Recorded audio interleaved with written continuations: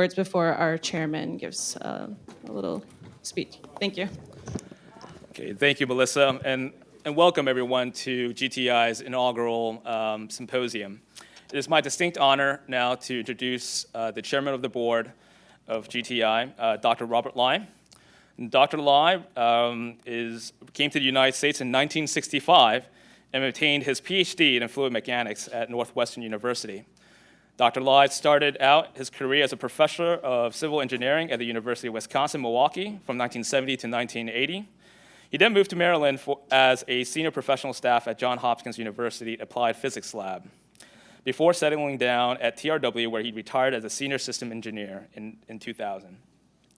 Having specialized as a defense analyst, he was invited to join Taiwan's National Applied Research Laboratories in 2003, and as board of director, and later served as chairman of the board from 2006 to 2008.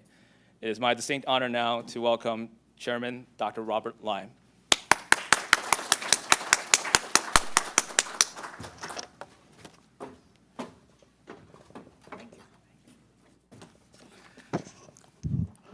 Good morning.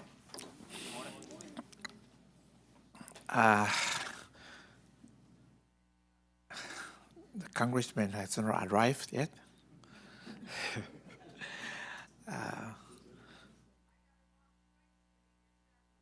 Ambassador Kao and AIT Managing Director, Mr. Norris,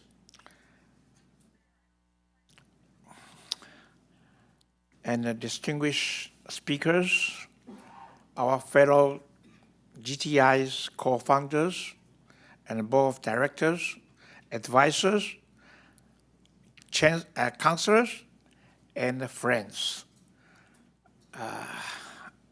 As chairman of GTI, allow me to extend my warm welcome to everybody to this GTI's first inaugural symposium.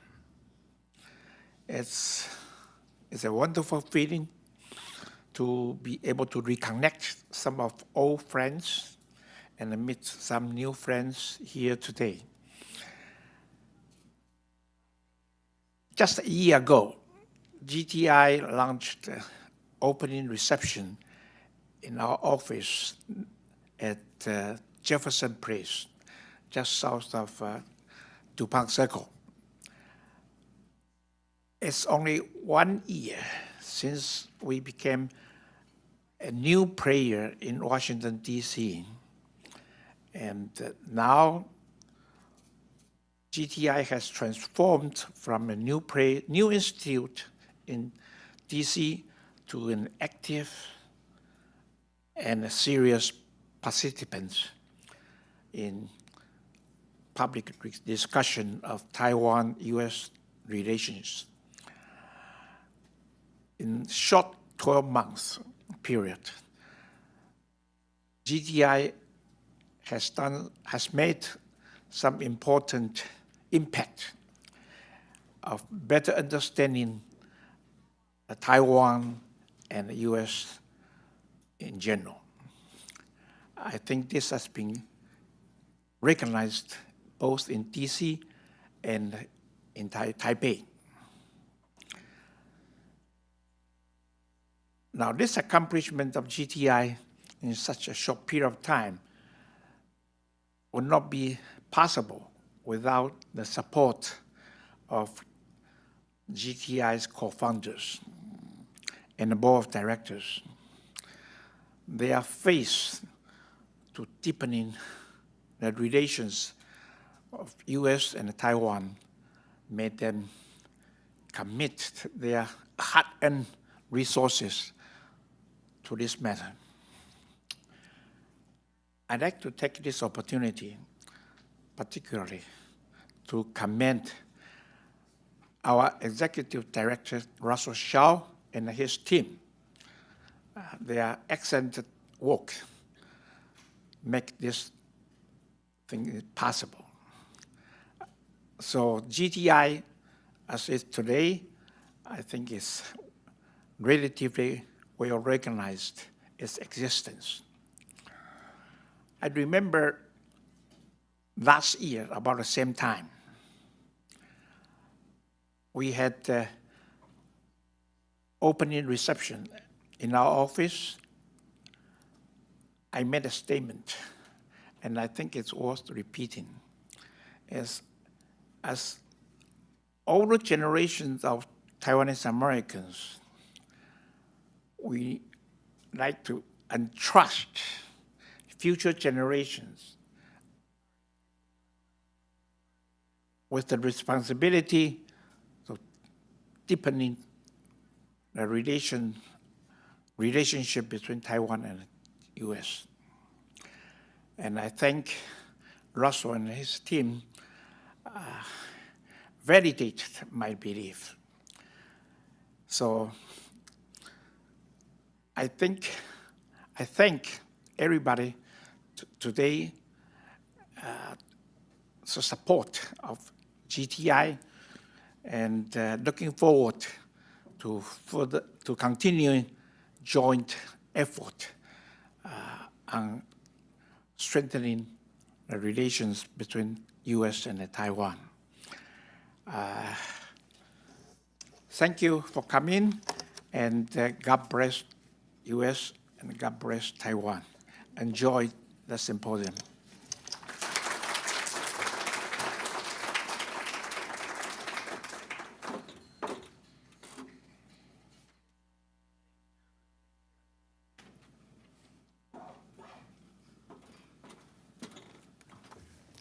Now it is my privilege to introduce our opening remarks by Ambassador Stanley Kao. Ambassador Kao is the representative to the United States at the Taipei Economic and Representative Office in Washington, D.C. Prior to his current appointment, Representative Kao was the ROC representative to Italy from 2013 to 2016, as well as representative to Hungary from 2008 to 2010. From 2004 to 2007, he served as deputy representative to the United States. Other posts include Director General for Economic Affairs and International Cooperation, Deputy Representative of the ROC to the WTO, and Director of the Ministry of Foreign Affairs North America Division. He has served as the English interpreter for President Chen Shui-bian and President Li Denghui. From 1996 to 1997, he was a fellow at the Weatherhead Center for International Affairs at Harvard University. He holds an MA in International Law and Diplomacy from National Zhengzhou University and a BA in Political Science from National Taiwan University. Please join me in welcoming Ambassador Kao.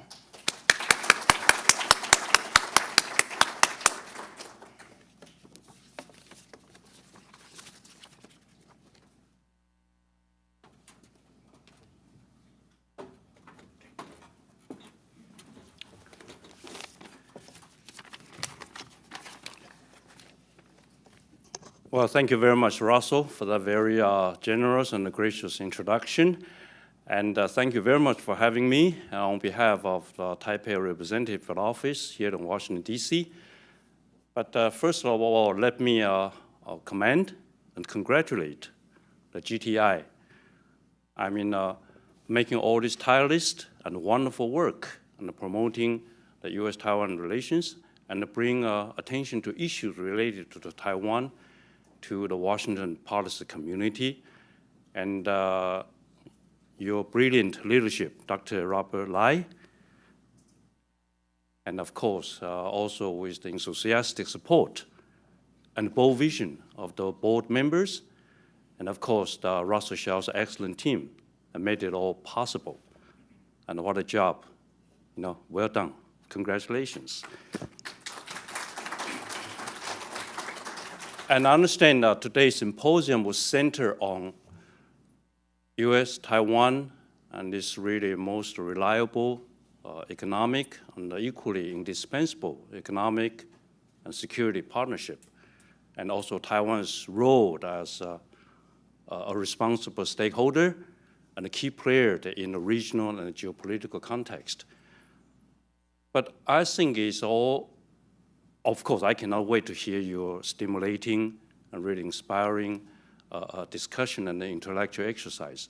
But I think this relationship, bilateral relationship, is more than, of course, economic and security. It's all about goodwill, about solidarity, and of course, a lot of friendship. I think when Hurricane Harvey just started pounding Texas and Louisiana, and causing casualties and damages. I say my president, Dr. Tsai Ing-wen, was among the first world leaders to express her thoughts and prayers with the people down there. And because she remembers so well, just 6 months ago, she made a transit stopover in that part of the USA, and all the most gracious hospitality, impeccable arrangements, and based on the principle of comfort, convenience, safety, and dignity, accorded to her and her delegation. And so immediately after her Twitter message, my government pledged $800,000 cash donation to the victims, the families, and as part of the relief efforts. And just 2 days ago, here in Washington, I presented a check to American Red Cross headquarters. And that's the first check the organization ever received from any foreign country. So $800,000, $500,000 going to the Red Cross, another $300,000 going directly to the Houston city government. The sum may be small, but our heart is much, much bigger, whatsoever. So this is what I mean by, and I must also understand that the Taiwanese community down in Texas, now in Florida, and Chamber of Commerce, religious groups, and charitable organizations continue to mobilize the volunteers to help collect and distribute food, hot meals, water, blankets to the shelters, and try to be of any help to the people now in need. So this is what we talk about, friend indeed, friend in need. But so this is in terms of US-Taiwan relations and against all odds. This is what we believe. When the going gets tough, the tough get going. And so this brings us back to what Secretary Rex Tillerson had to say during her confirmation hearing exactly this time, 8 months ago, when he said that the Taiwan Relations Act, of course, being the cornerstone of our robust relationship, but that special piece of legislation is, on the one hand, a legal commitment, the US to Taiwan, but also such a moral imperative. And he also stressed, reaffirming, and he also stressed that, and I quote, the people of Taiwan is our friends and should not be treated in any way as a bargaining chip. What a powerful, clear message. So this is where we believe we have so much at stake. And as you know very well, to forge this very important relationship based on our shared core values, our common interest, and the strong bipartisan support. My president, President Tsai Ing-wen, and her team actually has been sticking to her leadership and decision-making style, just like the way he manages so many domestic reform agenda, cross-trade relations, and Taiwan's international participation. Focused, consistent, persistent, non-provocative, and no nonsense.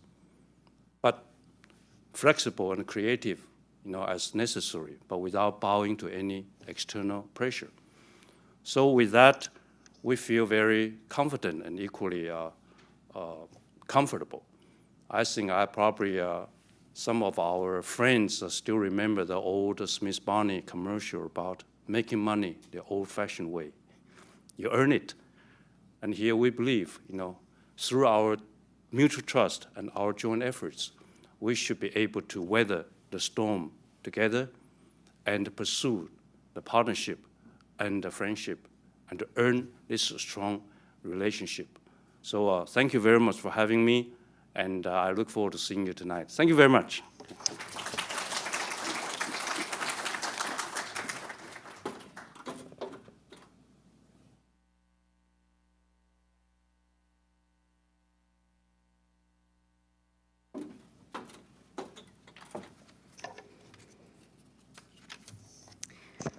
Thank you, Ambassador Kao, for your kind remarks. I'm Jennifer Hu, and I'm a vice chair of the Global Taiwan Institute.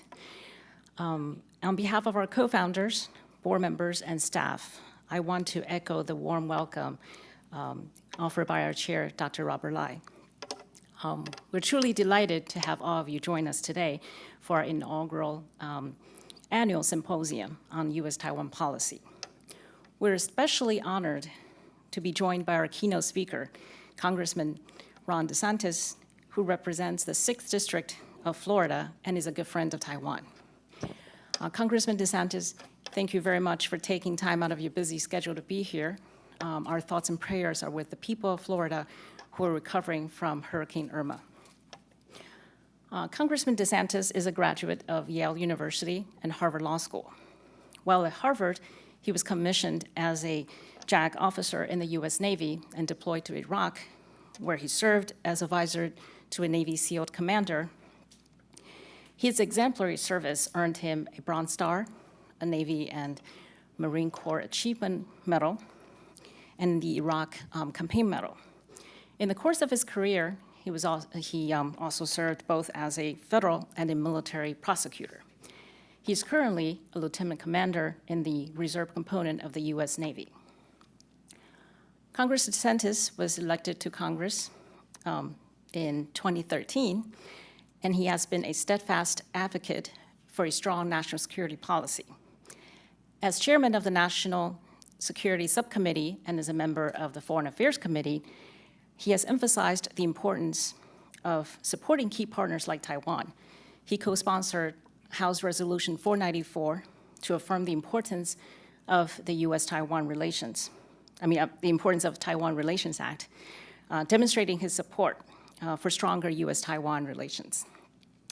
He has also consistently pursued policies that enhance peace and security in the Asia-Pacific region, which is in the national interest of both the U.S. and Taiwan. Thank you, Congressman DeSantis, for your support and friendship to Taiwan, and for joining us as we celebrate GTI's first anniversary. And so please join me in extending a warm welcome to Congressman DeSantis.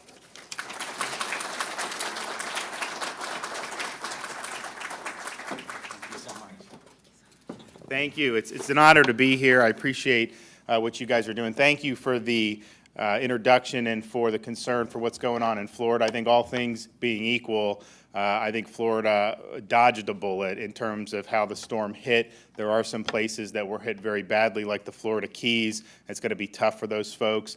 But for most of the other parts of the state, from what it could have been a week ago to what happened, I think we're going to be able to recover and be back at it. So looking to do a symposium down in Florida, keep those plans or make those plans. We're open. We're going to be open for business.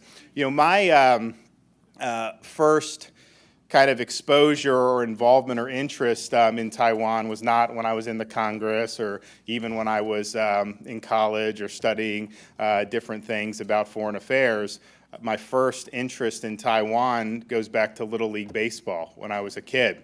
And if you remember at that time, this is in the, I was a Little League All-Star 1990-91. So if you go back and look throughout the 80s and into the early 90s, the dominant power in Little League Baseball was Chinese Taipei. And, you know, it wasn't even that they won a lot, but, you know, they would go out there and they would really dismantle a lot of the competition. And it wasn't always pretty for some of the American teams. And they even beat teams that had future major leaguers who ended up being very good.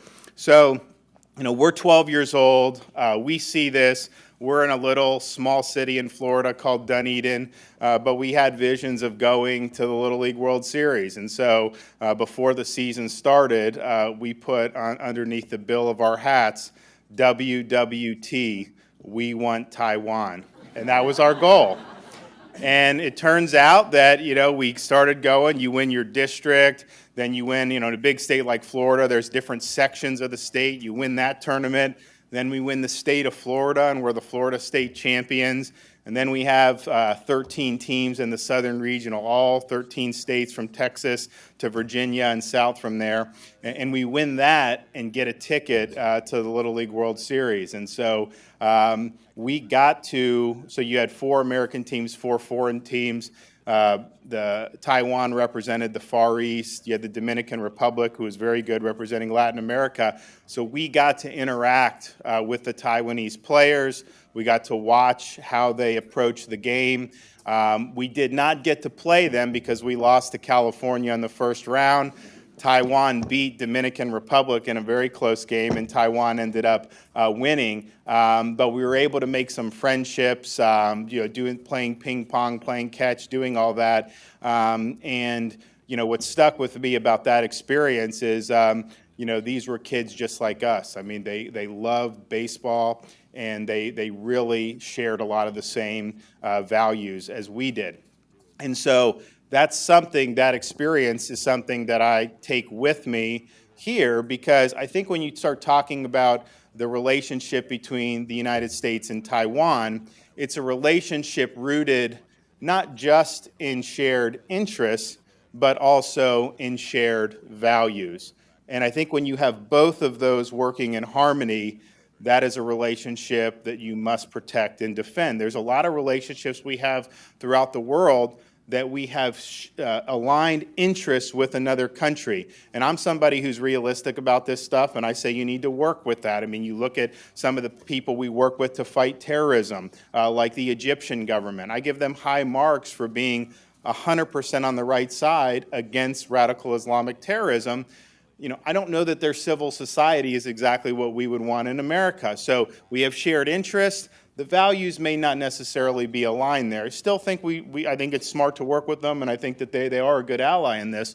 And you have some other countries that are more in the line of kind of liberal democratic traditions, but I'd say they've gone off the deep end a little bit on some of their policies. I think in some countries in Europe. So again, we have come from a similar tradition, so we work well with them.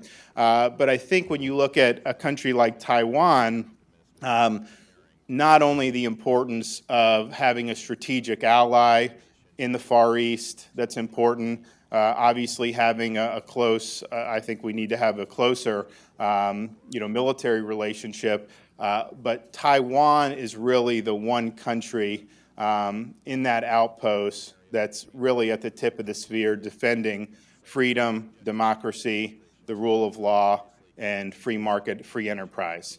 And the results, I think, really speak for themselves. If you look at how successful Taiwan is operating within the context of a free society, and you compare that to other places in the region, even some places where you have some economic success, you don't have a free press, you don't have the ability for citizens to participate and exercise their liberties. I think the experience of Taiwan speaks for itself. Taiwan is a key economic partner with the United States. Taiwan is the 7th largest recipient of American agriculture exports. A lot of people don't know that.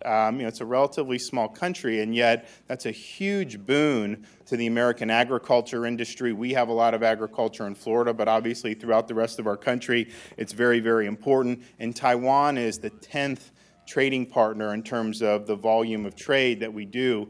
And they're responsible for creating that trading relationship's responsible for creating hundreds of thousands of jobs here in the United States. And so a lot of times people will look at the relationship with Taiwan and say, we do a lot to defend them, we pledge to defend Taiwan, but Taiwan's doing a lot to benefit the United States of America, and I think it's important to understand that.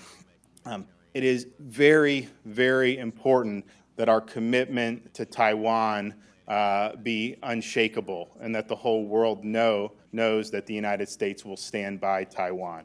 And part of it is because you need to do that. It's in our interest to do that. But part of the reason we do it is it's just the right thing to do. It's the right thing to be supporting people who share our values and are doing things the right way. And I remember when, during the presidential transition, when President Trump took the call, a lot of people, oh my gosh, and the media were doing that. look, I thought that was the right thing to do.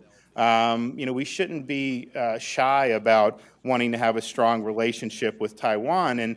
And the thing is for all that Taiwan is doing, for all that they've done right, that American support is vital for Taiwan's continued viability. I mean, you just can't walk away from Taiwan and think that somehow Taiwan is going to end up, everything's going to be hunky-dory. And so if you want to have a strong partner in that part of the world, if you want to foster freedom, democracy, and the rule of law, then the relationship needs to remain strong. Look, I think you look at what's going on in the region, and a lot of times with the North Korea issue, you have a lot of focus, obviously, on South Korea and Japan, who are two strong allies. But, look, missile defense capability, we should consider providing Taiwan with missile defense capability. I think they need it. I think that they're in a dangerous region. I would expand our military relationship with Taiwan, as much as we can, because I think that will end up deterring a lot of threats to have a stronger military relationship and have America projecting more military power vis-a-vis defense of Taiwan. So these are all really, really important things, and I think that the current president understands the importance of Taiwan instinctively. I worry a little bit about some of the bureaucracy kind of exerting its will in different bowels of our federal government sometimes, because they don't always want to do the right thing. Sometimes they look for the path of least resistance, but you got to do what's right. You got to stand up for what's right. It's in our interest to do so, and it's the right thing to do. So I'm an ally in the Congress. We have a number of other people who are strong allies in the Congress. I noticed on your advisory board you have one of my former colleagues, Matt Salmon, who I worked closely with on these issues when he was in the Congress with me the last 2 terms. He's moved on to greener pastures, but very, very glad to see him helping out this organization. And once I saw that, I mean, I knew that you guys are certainly on the right path to doing what's right. So it's an honor to be here. I mean, I'm happy to take any questions if you guys want to take any questions, but just understand that there's a group of us in the Congress who are going to be steadfast supporters of the U.S.-Taiwan relationship and who understand the importance in a number of respects. Yes.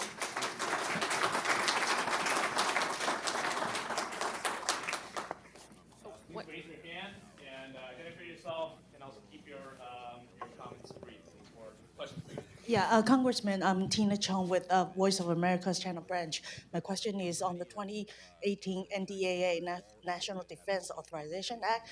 There are elements calling for stronger U.S.-Taiwan military exchanges.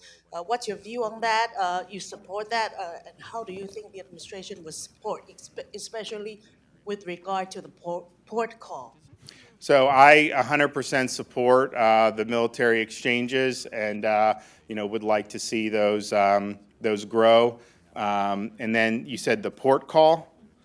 I mean, what's that? Yeah. Yeah. Look, I mean, I'm in favor of that. I mean, I think that's something that we need to do, and we shouldn't we shouldn't act like somehow that we shouldn't have strong relationships there. So I would be in favor of doing that.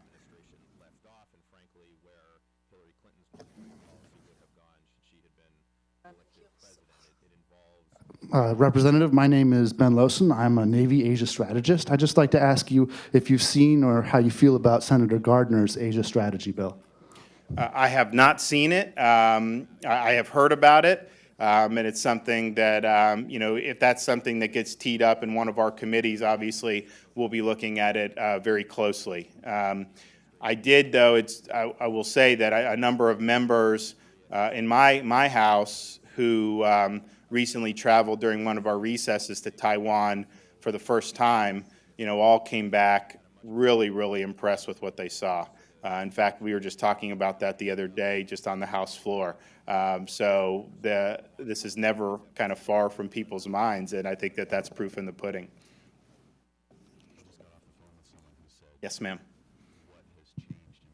I just have a quick question. If you have a chance to play baseball with the Taiwan again, will you do that? Well, you know, we do a thing every year here, the Congressional Baseball Game, and when I got elected, you know, I don't think I was like 33, 34 when I got elected. I showed up, and I was the toast of the town in some ways with Republican members because they had found out that I had a baseball background. You know, I played all the way through college. And so they're like, oh, we need you for the Congressional Baseball Game. But what you find out, I mean, it's real baseball. It's not anything, not that it's a high level of baseball, but when you haven't played in a while and you go out there and think you can do what you can do, it doesn't necessarily work out that way. So, I mean, I got nicked up pretty good just going out to practice and stuff like that. So I had not played, you know, the last few years. And this year, like, look, we need you to come out. So I'm like, all right, I'll do it. And, you know, many of you heard what had happened. You know, the practice before the baseball game, we were in Alexandria, Virginia, and we had a gunman open fire on our practice. And so it was a really, really searing experience. Our majority whip was grievously wounded. I mean, he's recovering and is gonna survive, which is great. And he's a strong guy. But you know, we ended up on the heels of that. I think we got like 25,000 people to come to the game at the Nationals Park, and we outdrew, I think, a number of major league teams. Not telling you that the quality of play was that good. I mean, so if you have kind of Taiwanese baseball players who are over the hill, bring them over, we'll have fun. But we try to get, you know, if you get those guys that are playing every day, I think they'd make mincemeat out of us. I'm sorry, we just have time for one more question, so before we move on to the first panel. Any last questions? Well, it's not politically viable, I'll say that much. The Trump administration has said, Trump himself has said they won't develop. Jeanette Jiang, China Times. You just mentioned that Americans should provide Taiwan more missile defense. Can you say it more about how American can do that? Because I remember back to maybe 10 or 20 years ago, American actually deferred Taiwan doing that. Right. No, look, I absolutely. But I think that the region has changed. I think the threats are different now. And our missile defense capability is much different now. Yeah, it's not really talked about when North Korea is doing these tests. But, you know, I think we are ahead of where they are in terms of our ability to defend against those strikes. Now, you don't want to get to the point where they're actually loading up a nuclear warhead on top of an intercontinental ballistic missile and shooting it. I mean, that's as high stakes as it gets. But we've done a really good job with missile defense. I think we're ahead of where they are now. I think we got to continue to invest to make sure we're ahead of where they are now. But I think what it would do, the more it's deployed with our allies in the region, is I think it would be a strong deterrent effect, because the last thing you want to do is launch a strike, that strike be neutralized, and then there's an overwhelming response. That is not something that I think Kim Jong-Un would want. And one of the reasons I think he started further escalating was when he did see us do a successful missile defense test. This was several months ago. I think that really rattled him. So I think this is good. You know, I wanted for our allies, you know, I wanted it to be in the Czech Republic and Poland to guard there. And so I would be in favor of deploying that. So I think times have changed. Now it'll cause some friction with some folks in the region. I get that. But at the end of the day, you know, some of these countries that would object to it aren't doing enough to help us neutralize the threat of Kim Jong-Un and what he's doing. And so maybe that'll actually put more pressure on countries like China to actually step up and solve this problem, because it's not being solved right now. And I think you got a guy who's in charge of North Korea who, you know, I've said before, he was born into this family. Had he been born somewhere else, he could be in someone's basement eating Cheetos and playing video games. I mean, this is not a statesman. He's there because of accident of birth. He's immature, he's plump, and I think he'd be prone to make a miscalculation. So yes, you say, why would he want to do that knowing his country would be destroyed? Maybe he understands that. I hope he understands that. But we don't really know what he understands. We don't have enough information on the regime. We don't have enough information on him. This is not the type of guy that you want to have that type of material. And regardless of whether he would use it or not, I am confident he's willing to transfer that technology to rogue regimes in exchange for cash, which his regime needs. So you look at a country like Iran, they may not even need to develop a nuclear weapon domestically. They may be able to get it from Kim Jong-Un. So I think the stakes are very high, and I think fortifying our allies with the missile defense, I think could be good tactically, but I think it could also be good strategically. So I'm in favor of it. Thank you, guys. I really appreciate it. Let me know if I can be helpful. Thank you.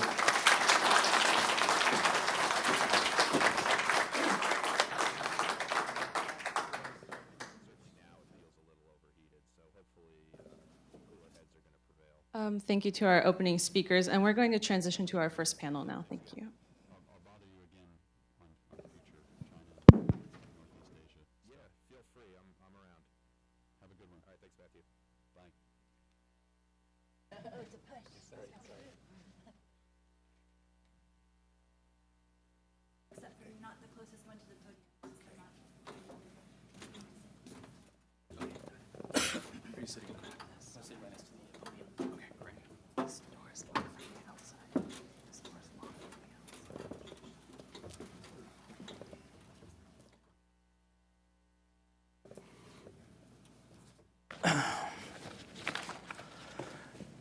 Okay. Well, thank you, Congressman DeSantis, for those very thoughtful and genuine remarks. The first panel of today's symposium is on U.S. grand strategy and Taiwan's role in the Indo-Pacific. Today's symposium will cover a range of core issues related to U.S.-Taiwan relations, the purpose of which is to establish a baseline on which we may systematically assess the progress or regression within this relationship. This is the big picture panel. The scope of this opening panel is to look at the past, present, and future of U.S. grand strategy as it relates to Asia, and specifically how Taiwan fits in it before, now, and into the future. The following panels will address specifics in the U.S.-Taiwan relationship, but before we talk about specifics in terms of the different roles that Taiwan plays in U.S. strategy, political, security, and economic, we first need to define what goals those strategies, when combined, serve. Those aggregate goals and the means to achieve them is what I would loosely call a grand strategy. I'm sure that Mike will correct me, but I think we need to start off with a very basic definition of it. And I think a grand strategy is a coordinated plan and set of policies to use American power through political, military, diplomatic, and economic tools for broader national goals. I think while experts will certainly quibble about details, I think we can all agree that grand strategy can and naturally does change over time. And this has clearly been the case for the United States. Mike meticulously captured those profound changes in the United States grand strategy towards Asia with his new book, Beyond Providence, which I must add really inspired the topic of today's panel, in which he discussed how priorities, influenced by both domestic and international consideration, and what he aptly described as the 5 tensions, affected how U.S. leaders saw and pursued U.S. national interests as each defined it. While the range for this panel is broad, the scope is narrowed by the fact that this panel will largely analyze the external variables affecting U.S. grand strategy. The end of the Cold War, China's rising, America's relative decline. Are we, as some IR theorists contend, on the cusp of another power transition? If so, how does the reemergence of China, simultaneously with the rise of democracies such as India, Japan, South Korea, and Taiwan, affect the power transition that some see taking place in the region? Priorities in the absence of clearly articulated, coherent goals can also affect grand strategy. The Trump administration has clearly made North Korea its #1 priority. But beyond that, there is still public uncertainty in terms of the role of values and alliances in U.S. strategy towards Asia. And just as U.S. strategy has had to respond to changing dynamics in the region, so does Taiwan's role in it necessarily evolve over time. From a Japanese colony to a rapidly developing economy under martial law, Taiwan now has emerged as a robust market economy with a thriving democracy, centrally located in a dynamic geographic space, a space fraught with tensions, but also abundant opportunities, that many observers believe will be the epicenter of the 21st century. To help us make sense of all these meta trends and how Taiwan fits in it for the United States, I'm very pleased to present this panel's speakers. To my far left is Michael Green, who is the Senior Vice President for Asia and Japan Chair at the Center for Strategic and International Studies, and Chair in Modern and Contemporary Japanese Politics and Foreign Policy at the Edmund Walsh School of Foreign Service at Georgetown University. He served on the staff of the National Security Council from 2001 to 2005, first as Director for Asian Affairs, with responsibility for Japan, Korea, Australia, and New Zealand, and then as Special Assistant to the President for National Security Affairs and Senior Director for Asia, with responsibility for East Asia and South Asia. To his right, we have Toshi Yoshihara, who is the Senior Fellow at the Center for Strategic and Budgetary Assessments. Before joining CSBA, Toshi held the John A. Van Buren Chair of Asia-Pacific Area Studies at the U.S. Naval War College, where he taught strategy for over a decade. He was also an affiliate member of the China Maritime Studies Institute at the War College. He is also a member of our advisory board. To his right, we have Daniel M. Kliman. He is a senior fellow in the Asia-Pacific Security Program at the Center for New American Security. Dr. Kliman is also an officer in the U.S. Navy Reserve. Before joining CNAS, Dr. Kliman worked in the Office of the Undersecretary of Defense for Policy, where he served as senior advisor for Asia integration. He was a principal Asia expert for development and implementation of the third offset strategy and executed multiple international engagements focused on defense innovation. He also advised DoD leadership on maritime security issues. He's also the author of a fantastic new book looking at power transitions, and we're very happy to have him on the panel here today. Last but not least, to my immediate left is Gordon Chang. He is the author of The Coming Collapse of China and Nuclear Showdown, North Korea Takes on the World. He lived and worked in China and Hong Kong for almost 2 decades, most recently in Shanghai, as counsel to the American law firm Paul Weiss, and earlier in Hong Kong as partner in the international law firm Baker & McKinsey. He has appeared on Fox News Channel, Fox Business Network, CNN, countless news networks. It's hard to turn on the TV today and not find Gordon on one of the major networks. And he also is a member of our advisory board. The format of all the panels today will start with brief presentations by each speaker for about 10 to 12 minutes, then followed by a moderated Q&A, and we'll open up for Q&A after. Mike, the microphone, well, the floor is yours. Thank you. Thank you, Russell, for inviting us. Thanks for your leadership in this new institute, and to Dr. Lai and your board for really making a big mark in Washington and in the debates about Asia, not just about Taiwan. I think that's really the key to the success you've had, is that you're framing Taiwan's importance to the United States in terms of broader strategic interests, values, economic interests. The Congressman early illuminated those very effectively, I thought. And so in that spirit, I'll try to offer some framing remarks about American grand strategy and how Taiwan fits. And I'm not going to summarize my book. You gave me an opportunity to do that a few weeks ago.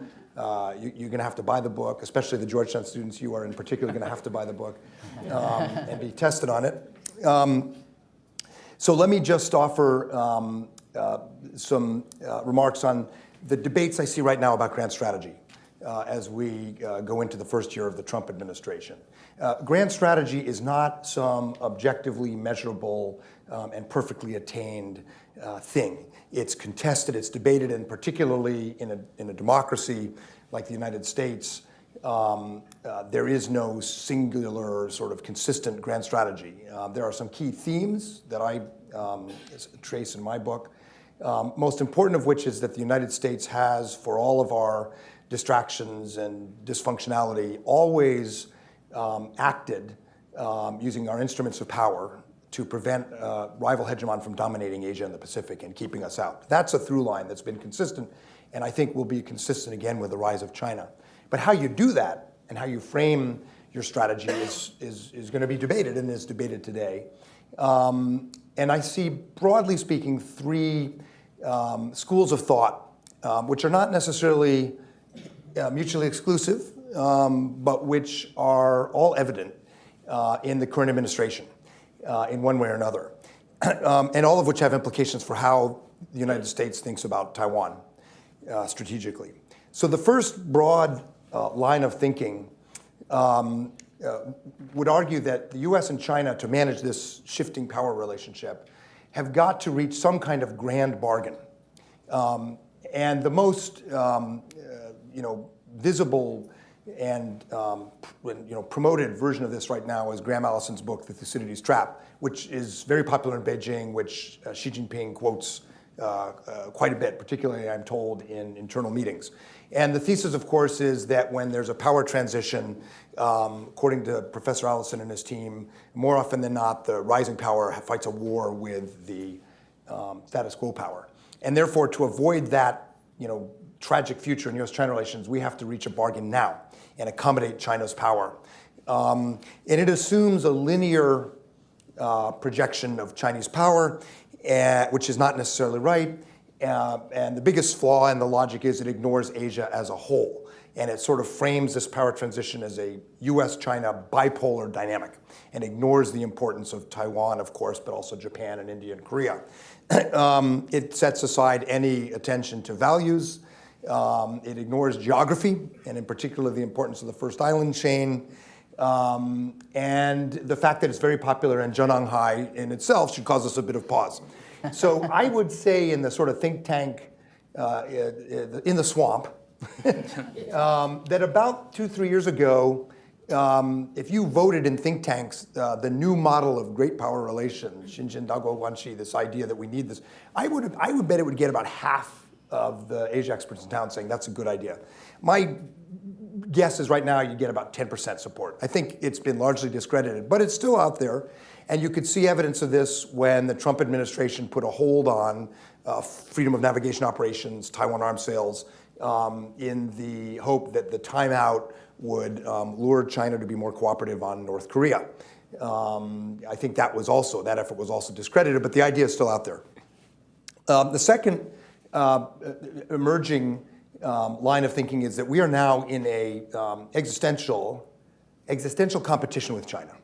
And that we need to organize the United States strategy, not just militarily, but in terms of economic strategy, information, the whole dime spectrum, diplomatic, information, military, and economic. We need to align our whole strategy for an existential competition with China.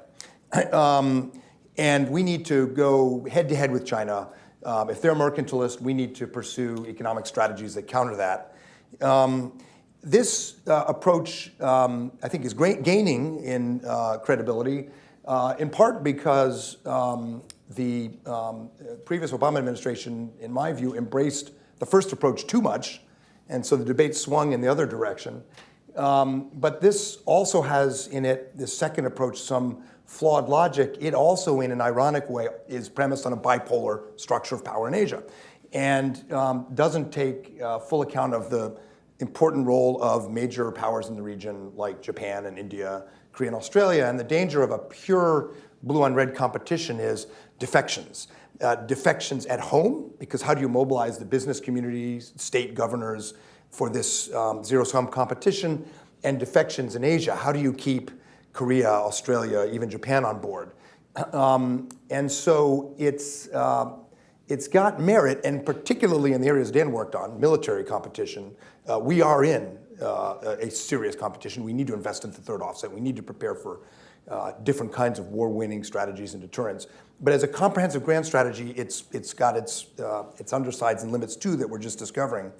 The third approach, which I have been affiliated most with, is the idea that Rich Armitage and Joe Nye expressed in the famous Armitage-Nye reports in 2000, but also in 2007, when, and I was part of that group with Kurt Campbell and I think some other people in this room. The argument was to get China's strategy right, you have to get Asia right. And you have to position yourself with strong alliances and strong partnerships. Taiwan is central to that. And that will give you a better position. It rejects bipolarity and embraces, in a way, the rising multipolarity in Asia. And in my book, I talk quite a bit about historically, Theodore Roosevelt, John Quincy Adams, we've actually been pretty good at using multipolarity in Asia to our advantage. It minimizes the risks of defections. It's far more effective when you're trying to shape the strategic environment, reinforce values and rules and norms. But, I mean, this strategic approach also has its limits, and we're finding this in the era of Xi Jinping with the South China Sea power grab, the creation of these air bases, the closing of civil society space, not only in China, but with Chinese reach into Hong Kong, Mongolia, and even Taiwan. And in some ways, even the United States and Australia. And so this strategic approach I would still endorse, but it needs updating. And it needs some elements of the other two approaches. So I think that's kind of where the debate is. And to conclude, Taiwan is going to be central to how we formulate this strategy. I don't think the Trump administration has settled on a grand strategy. I think all three elements have been very pronounced in different periods of this administration. Already in just 7 months, we've seen all three. The national security strategy that every administration does is supposed to come out from the White House early next year. We'll see how they square these. I would conclude, though, by arguing that in all three approaches, if we think about them and sort of take the best of each, and in particular the last one, Taiwan's going to be central. And I would put it this way, that there are three things in our broad strategy that should be non-negotiable as we deal with China. One is geography. We have never and we will not cede the first island chain. And Toshi's the man on this, and I hope we'll say more about the geography of Western Pacific grand strategy.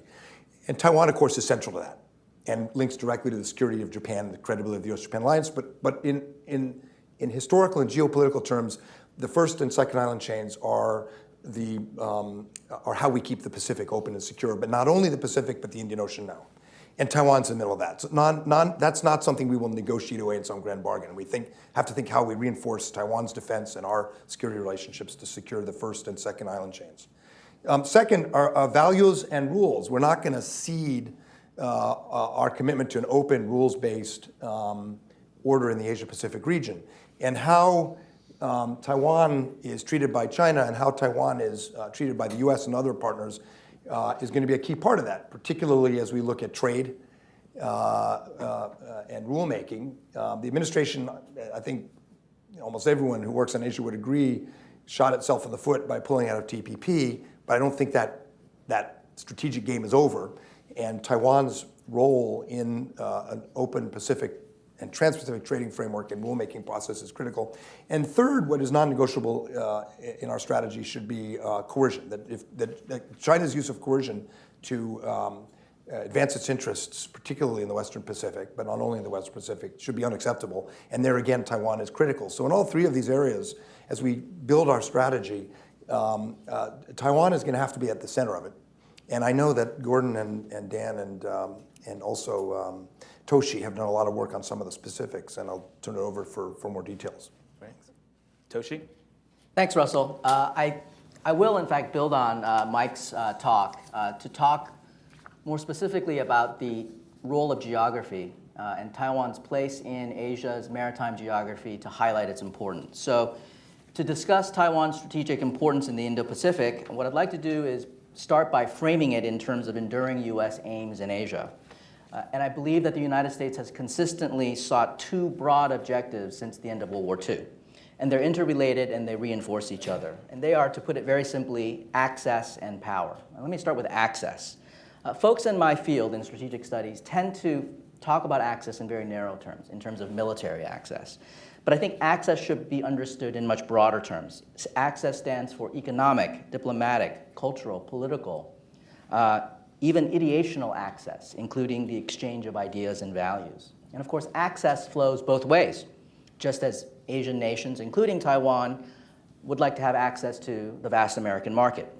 However, military access and the ability to wield hard power through that access underwrite these other peacetime forms of access. Hard power keeps access open should deterrence fail, and hard power, of course, keeps the peace that facilitates and encourages the other forms of peacetime access. Now, let me talk about the second part of the equation, which is power.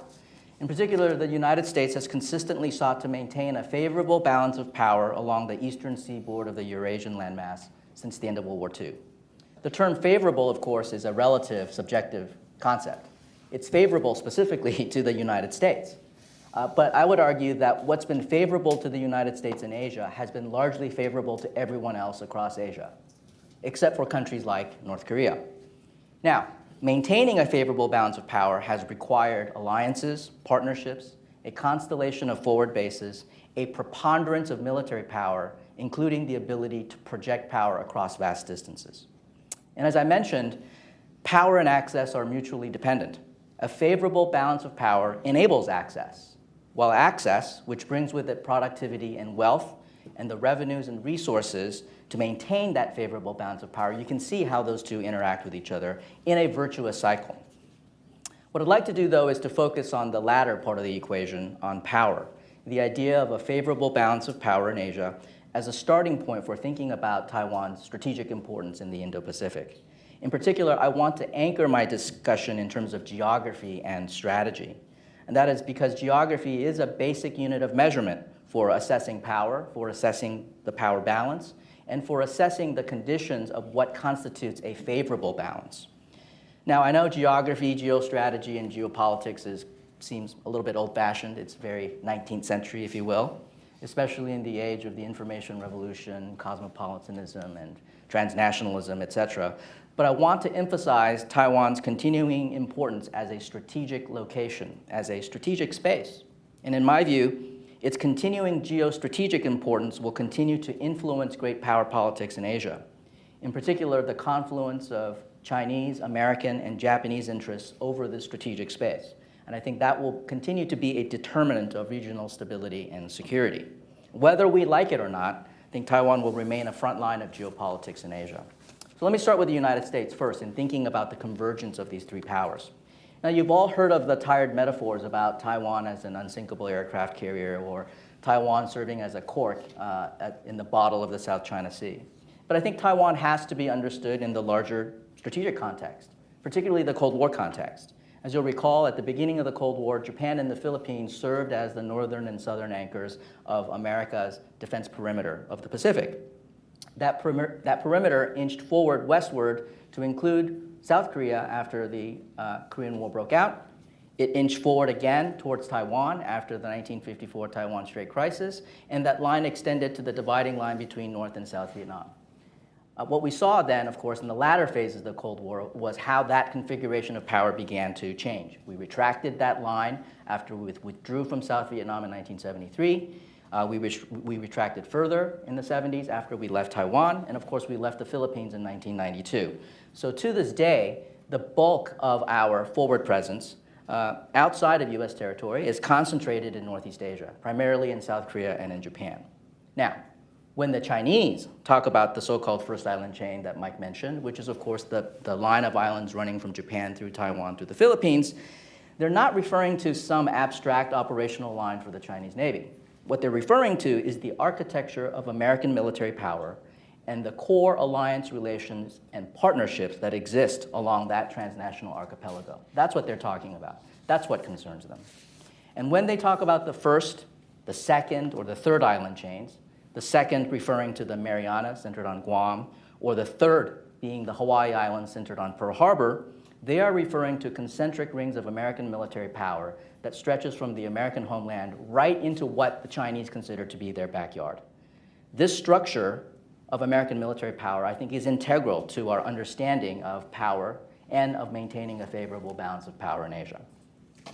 Let me now turn to China. Chinese strategists frequently talk about the benefits of possessing China in geostrategic terms. Taiwan is considered a potential gateway to the Pacific. It allows Chinese forces to break out, quote unquote, into the Pacific. Taiwan would free up China's ability to move freely along the coast and free up the north-south movement of their forces. Conversely, the status quo means that Taiwan is the midpoint along the first island chain, the central sentinel along the Great Wall in reverse, which of course threatens to hem China in. There's a real sense of claustrophobia, I think, in the minds of Chinese when they look out into the Western Pacific. Now, here's one evocative way to think about the intersection of Chinese and American geostrategic interests. Imagine drawing an arc that starts from the southern tip of Hainan Island and draw that arc up through the east coast of Taiwan, and that arc terminates at the tip of Shandong Peninsula. That arc would represent, to Chinese eyes, the natural maximum extension of China's seaward-facing territories, a kind of a natural maritime defense perimeter that allows China to potentially mutually support each other along that long frontier. Without Taiwan, then, China's perimeter and extension to the seas would be incomplete. Now draw that line, draw that arc, and then draw the line down the first island chain. Where do those two lines intersect? Taiwan. Let me now add briefly Japan's perspective. By dint of geographic proximity, it is hard to disentangle Taiwan security from Japan security and vice versa. Recall the March 1996 Chinese missile test during the height of the cross-strait crisis. The northern missile splash zone just off of Keelung was uncomfortably close to the southern end of the Southwest Islands. And I looked this up on Google just to make sure that I got the coordinates right. The southeast corner of the square-shaped splash zone just off of Keelung was 60 kilometers from Yonaguni Island. Think, too, about the surge in Chinese air operations recently, including H-6 bombers, electronic warfare aircraft, reconnaissance aircraft, flying off the east coast of Taiwan by way of the Miyako Strait in August. So again, that goes to underscore how really the security of Taiwan and Japan should be thought of as an integrated unit. Let me now step back and ask you to think about Asia's maritime geography. So to step back again and to look at the map more broadly. I think we have a tendency to compartmentalize the individual bodies of water into discrete, independent bodies of water. So the Sea of Japan is standing on its own, and the South China Sea stands on its own. But I think it's useful to stitch these bodies of water together into an integrated singular body of water. Try conceiving of those waters as a single ocean, if you will, stretching from the South China Sea through the Taiwan Strait into the East China Sea, up the Yellow Sea, through the Tsushima Strait into the Sea of Japan. Consider that one single water. The water itself is strategically meaningless. What makes this water so important are the countries bounding it.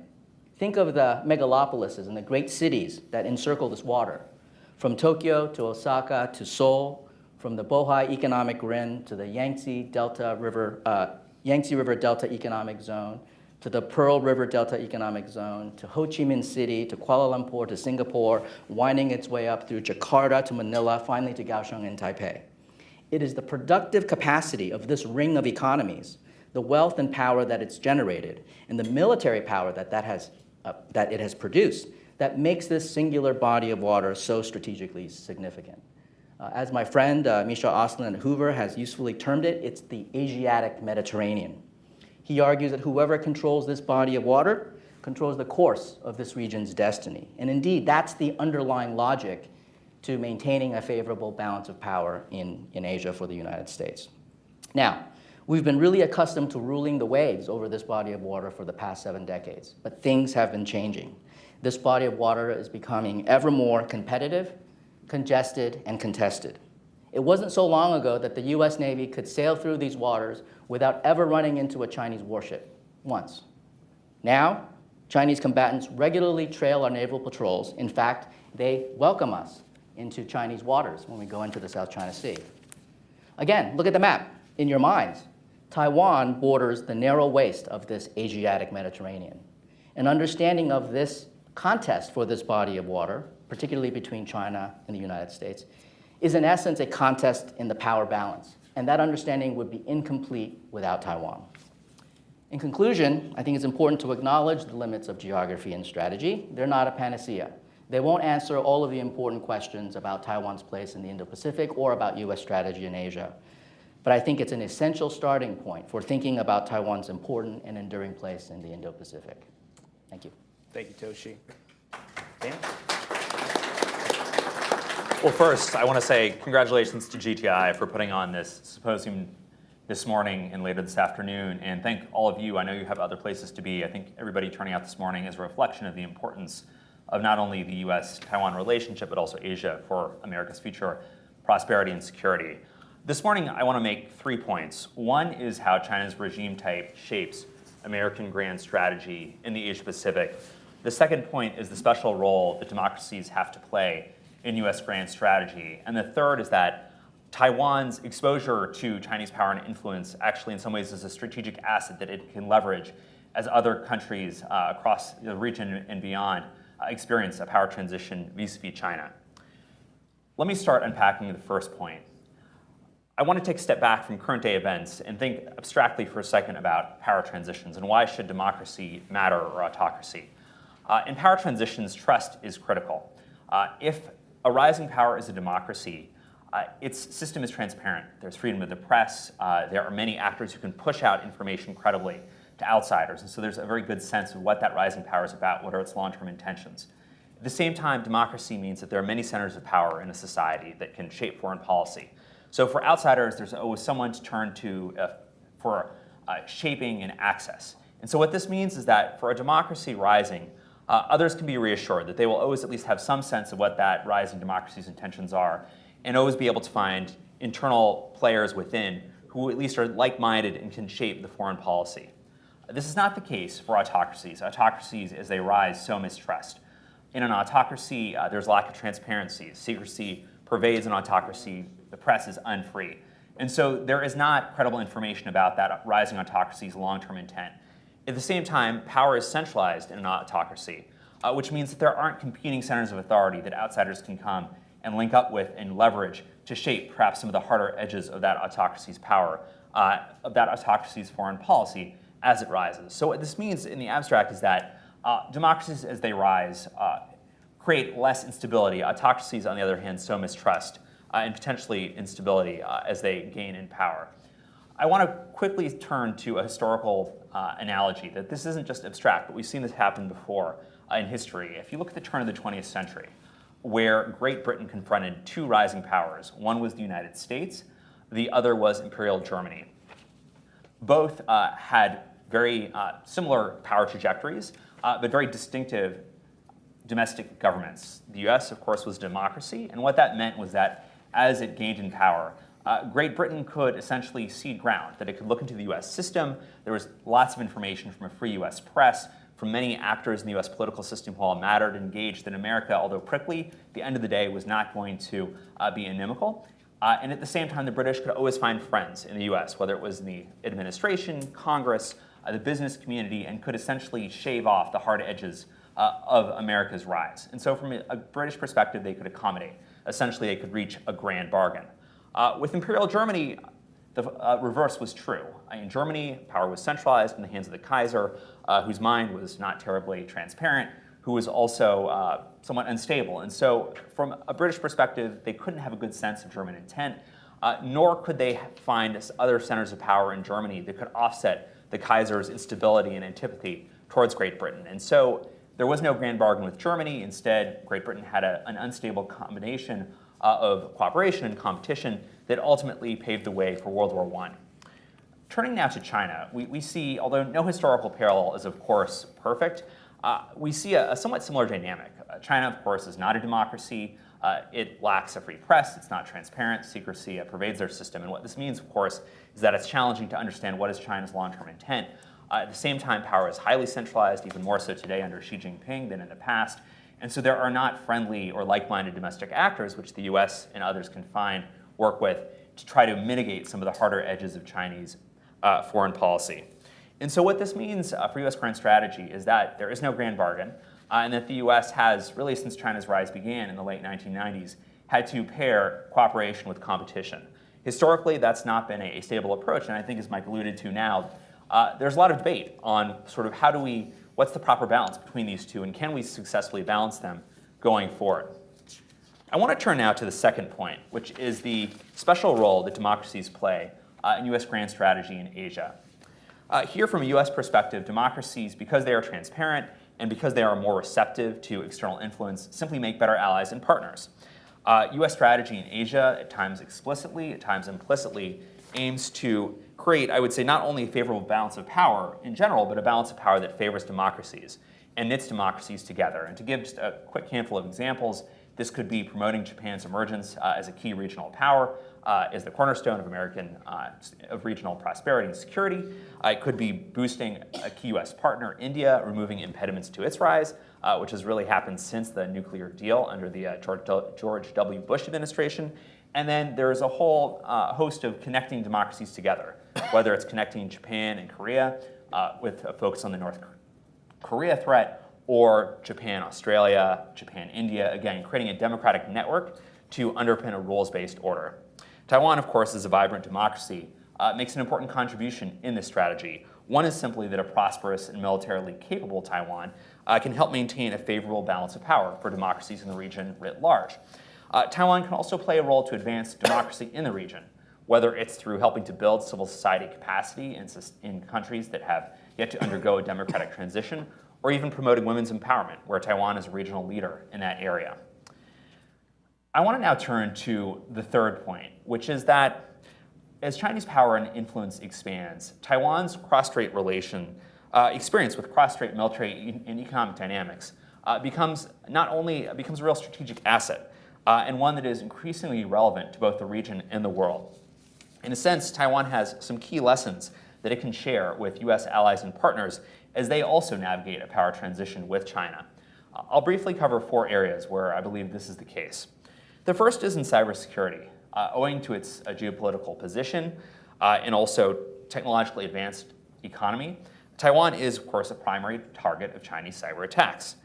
Taiwan has begun investing in its cybersecurity through, for example, hardware and software research, as well as innovative policy responses, such as setting up a new military unit to focus on cybersecurity. Taiwan, of course, is not the only democracy or non-democracy to experience Chinese cyber threats. And being at kind of the forefront and experiencing Chinese pressure, it has lessons to share, both in terms of successes and failures, as other nations look to protect their commercial and strategic assets against this type of threat. As a longtime recipient of Chinese economic investment, Taiwan is also well positioned to provide lessons as nations worldwide experience an influx of Chinese money into their economies, often into strategically important sectors. Taiwan's economy, I think as everyone knows here, is tightly connected to China through investment flows, through shared production networks. And protecting Taiwan's technology edge, even as factories have moved to China, opened up research centers there, is an increasing challenge.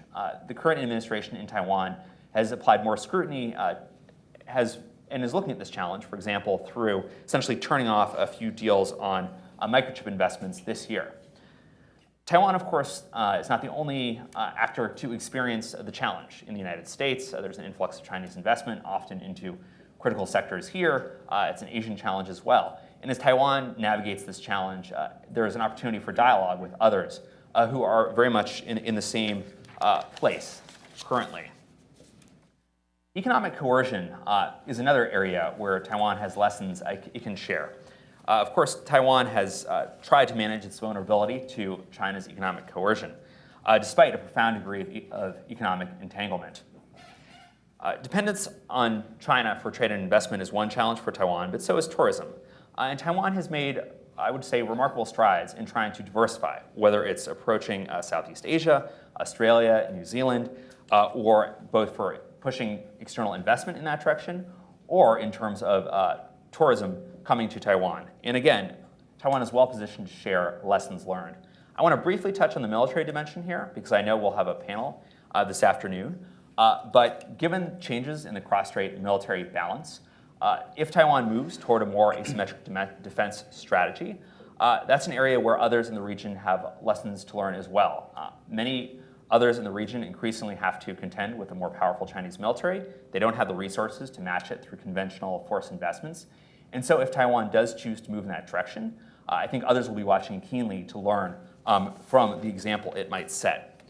So to conclude, as the United States continues to refine and evolve its grand strategy in Asia, Taiwan can play an important role, not only as a democracy, but also through translating its experience at the crosshairs of Chinese power into lessons learned for countries both in the region and the world. Thank you.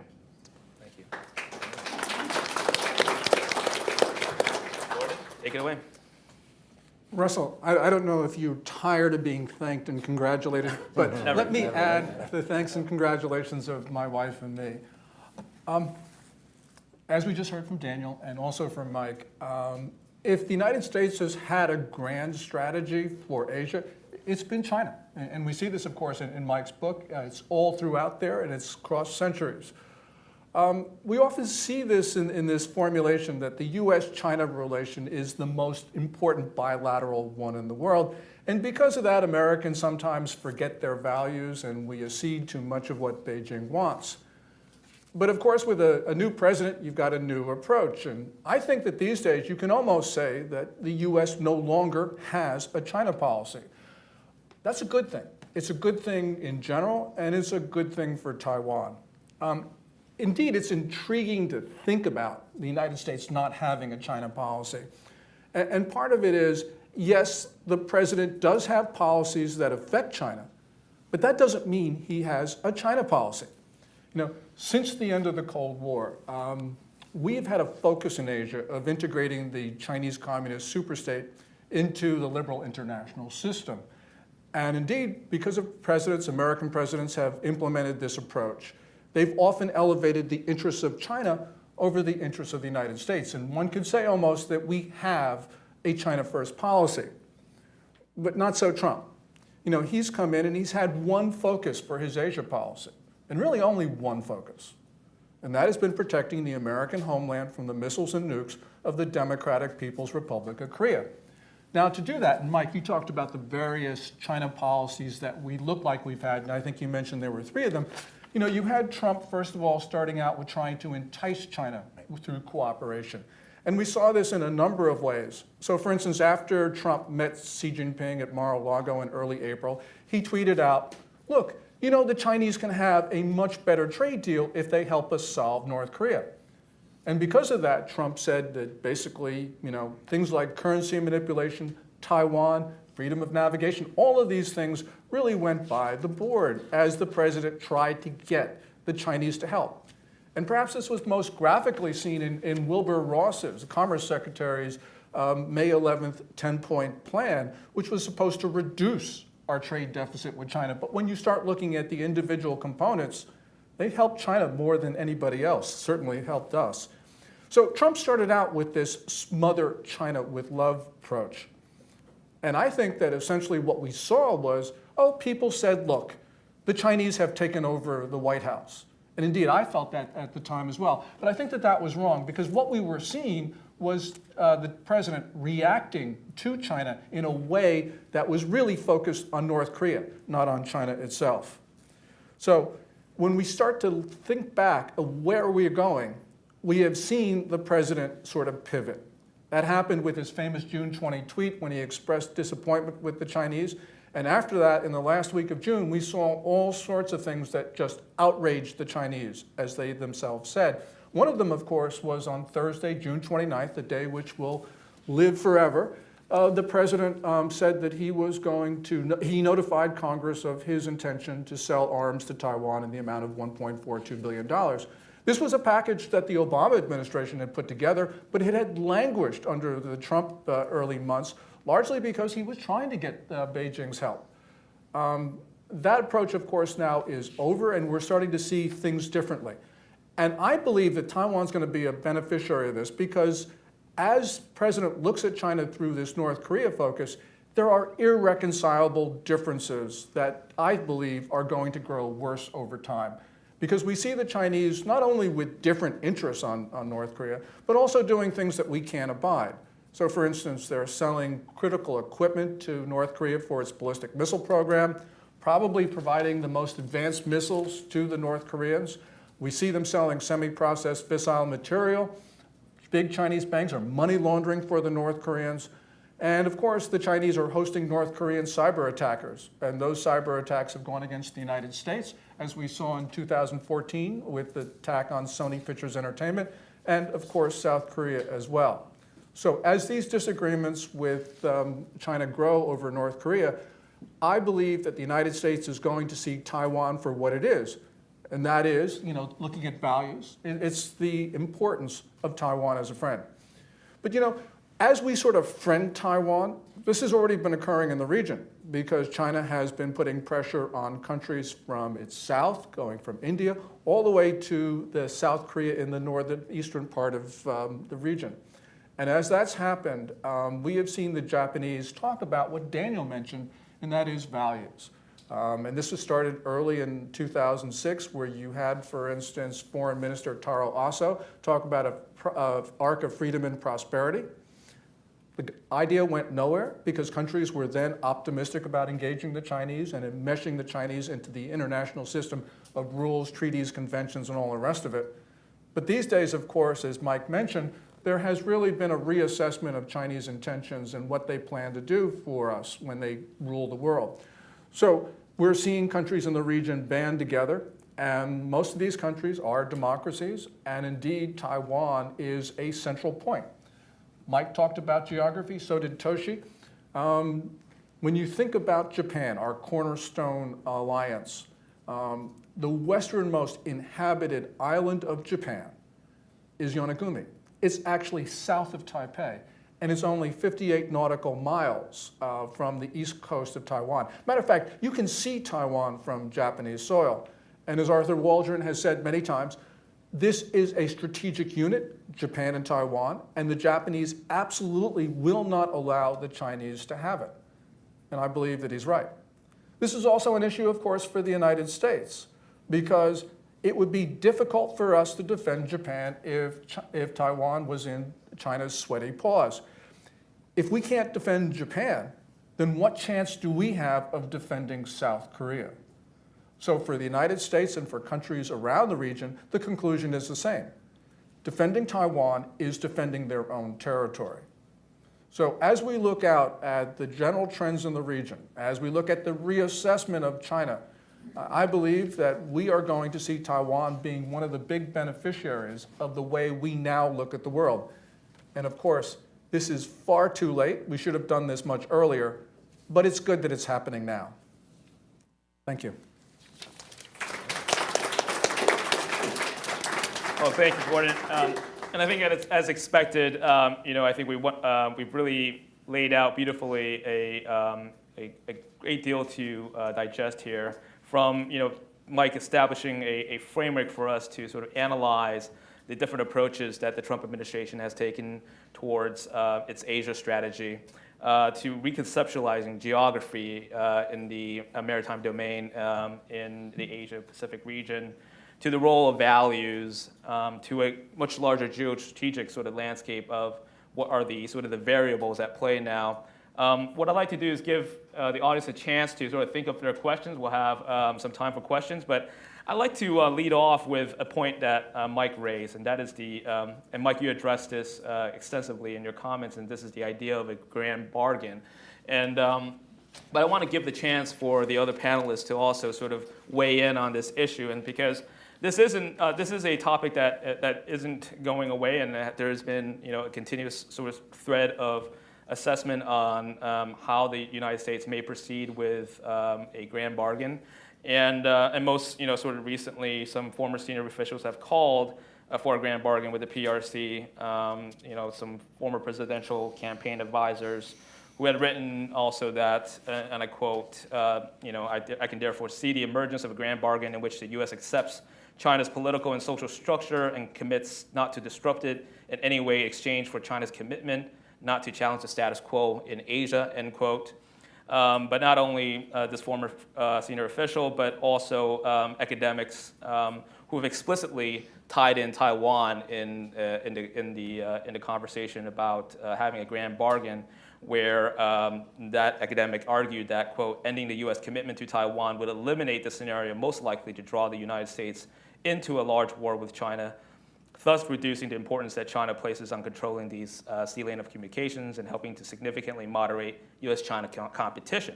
So I'd like to give a chance for the other speakers to weigh in on what your thoughts are about this sort of the cost of a sort of grand bargain with China in the context of a new U.S. grand strategy, please. Sure, I guess I'll Yeah, jump in. did you write that, Dan? Was that your proposal? Sorry, guys. I mean, it seems to me that grand bargain is a sugar-coated way of saying cutting a deal where we give things to China in exchange for certain things. That's basically what it is, in the most brutally honest way of describing it. And it's not just Graham Allison, but it's Hugh White in Australia, who very explicitly talked about this, both in terms of testing it against his theory about how grand bargains might work. I think it's a bad idea because what we would be essentially be doing is preemptively giving away things that China may not deserve way ahead of time. And it's based in part on the assumption that Mike talked about, which is that it assumes that China is going to grow very, very, very, very, very strong 10, 20 years from now. And so under that assumption, we better cut a deal now before China becomes too strong. And so before China becomes too strong, we better cut a deal that locks in our gains and minimizes our losses. But again, as Mike mentioned, it's not clear that China is going to be very, very, very, very strong 10, 20 years from now. China's growth is not going to be on this linear upward path forever. I think there's a second problem with this whole notion of the grand bargain. And it's implicit in the grand bargain, which is that we would essentially coerce the smaller players to do what China and the United States want them to do. And it's not clear to me that that's going to be possible. And frankly, it's not the kind of world that I want to live in, where essentially the United States and China, their bumper sticker response to the smaller players would be tough, right? So if Vietnam wanted something, tough, sit down, right? If Taiwan wanted something, tough, sit down. I don't want to live in that world. Yeah, and Toshi, we've already had an illustration of this. You know, you had Nixon and Kissinger talking to Mao, you know, in 1972, and Kissinger's basically, he's actually written this, that he thought that Taiwan would disappear within a couple years. It didn't happen, and it didn't happen for a lot of reasons, and so, you know, for all the other reasons why a grand bargain is just an atrocious idea, it's just, as you point out, it's just not going to work. It hasn't worked in the past. It's not going to work in the future. Yeah. So those are all great points, just to throw in a few. I mean, one, most of what the US would have to give away in a grand bargain would simply accelerate a power transition with China.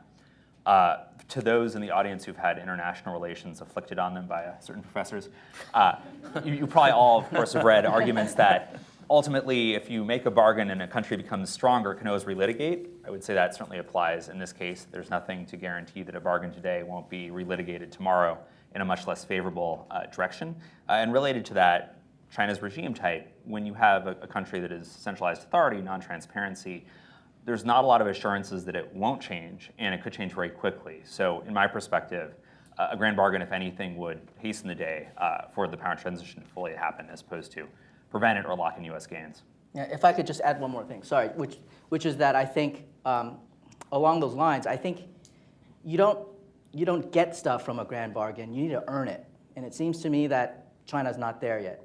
That China needs to reach a place, both in terms of its internal politics, but also in terms of its external behavior, to earn the influence that would be stabilizing to the region, not to be preemptively given away by outside parties. Let me just not rise in defense of the grand bargain, but explain why it's not dead yet, and why we should be on our guard, those of us who care about Asia and about Japan and about Taiwan and about getting China right.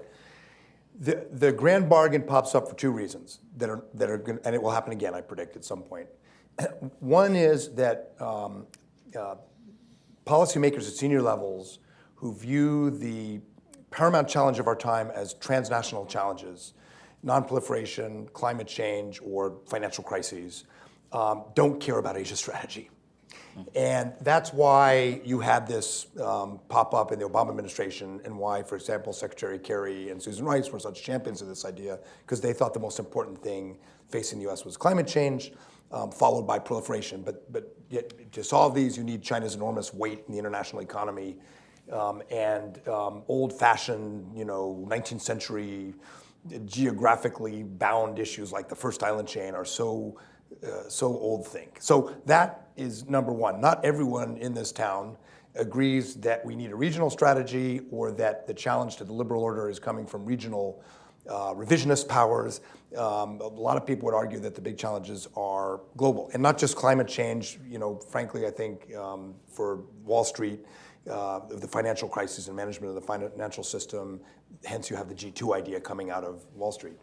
The second reason is that very often these grand bargains with China are orchestrated by transatlanticists, by strategic thinkers who consider Asia a secondary theater. I think in my book, I argued part of the Kissinger strategy with China was not just recalibrating the balance of power in Asia, but more important, I think, was recalibrating the balance of power in Europe and getting the US out of Vietnam and reconstituting NATO to deal with the Central Front.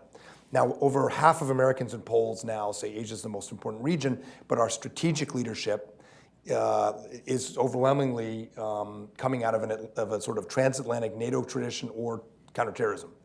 And so those of us who care about Asia, and I think we're all in agreement on this, we should not be complacent. We have to remain vigilant, because I worry it could come back. It's saw it in the Bush administration. It's an attractive idea when you're dealing with challenges around the world and you want a simple, convenient, sort of grand move to deal with your problems. So it's a terrible idea, but I worry it's not dead. You're right, it's a terrible idea, but I do think it's dead. And the reason is, yes, I agree, we're in the swamp, and there are a lot of people here who come up with really bad ideas and they relentlessly pursue them.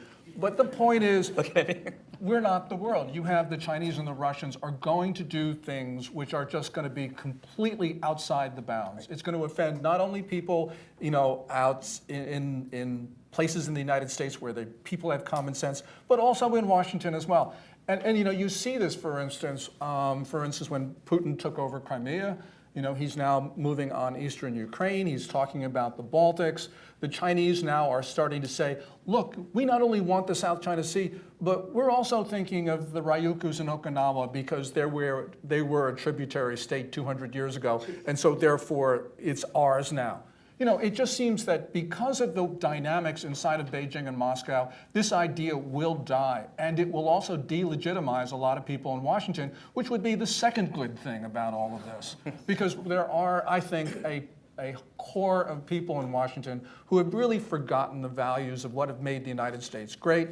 We've forgotten Ronald Reagan, we've forgotten the revolution, we've just forgotten all of this stuff. And it's important that we start to understand who we are as a people and what we stand for.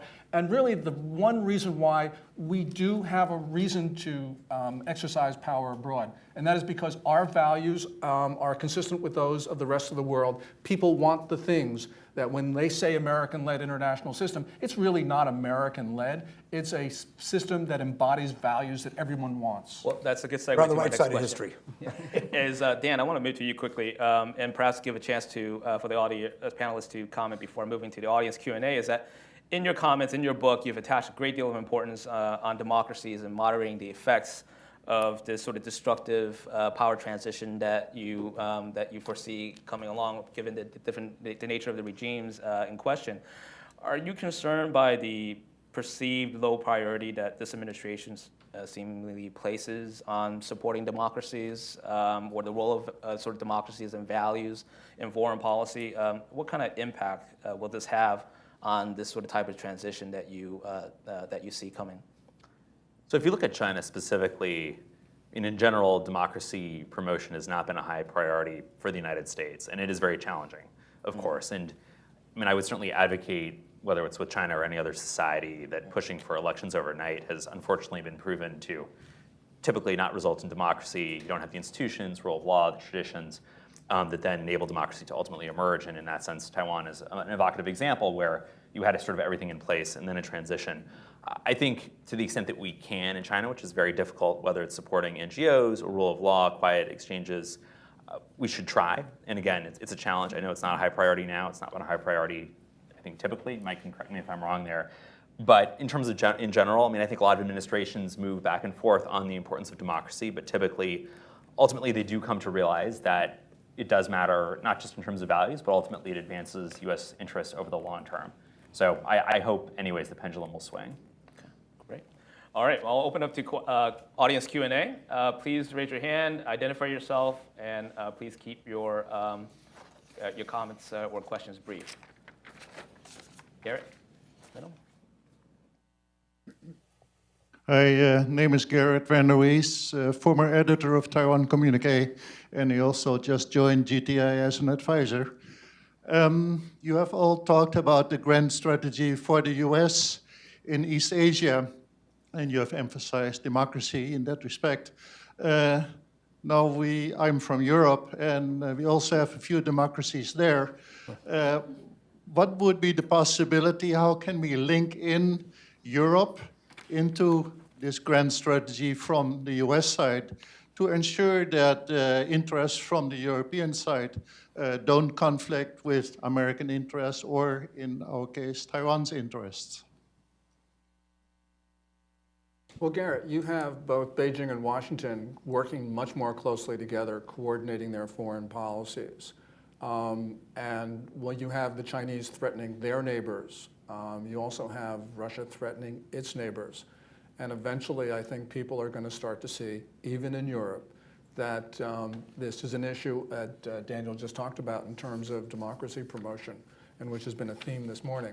So I think that we're going to get to the point where, even though we don't want another Cold War, it's going to become evident that there is a coalition of countries that do intend to threaten not only their neighbors, but also the whole concept of the international order and democracy. It's not going to be easy with Europe. A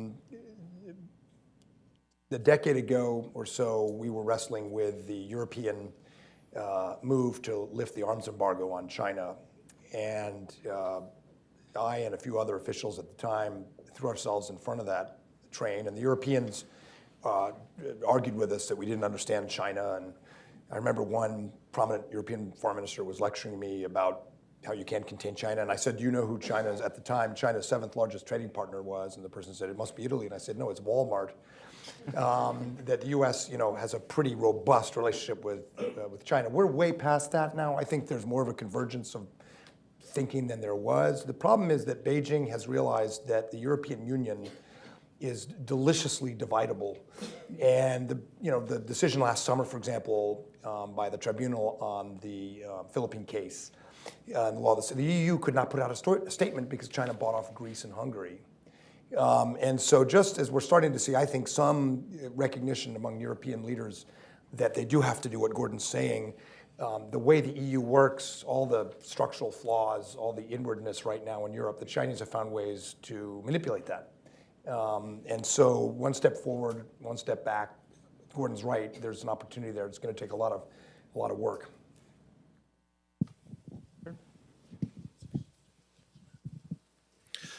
Rick Fisher, also on the advisor of GTI, and proud of that.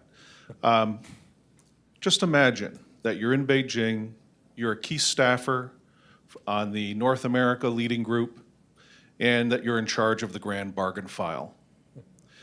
What is on your list? What do you want, not just from the United States, but from others, to seal the bargain and project China's dominance into the future?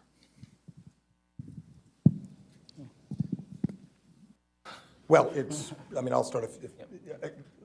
It is to peacefully win American acquiescence in PRC domination over the Western Pacific, and that peacefully, which means, which is why the new model of great power relations is such useful anesthesia for this surgical operation to remove U.S. influence and power from the Western Pacific.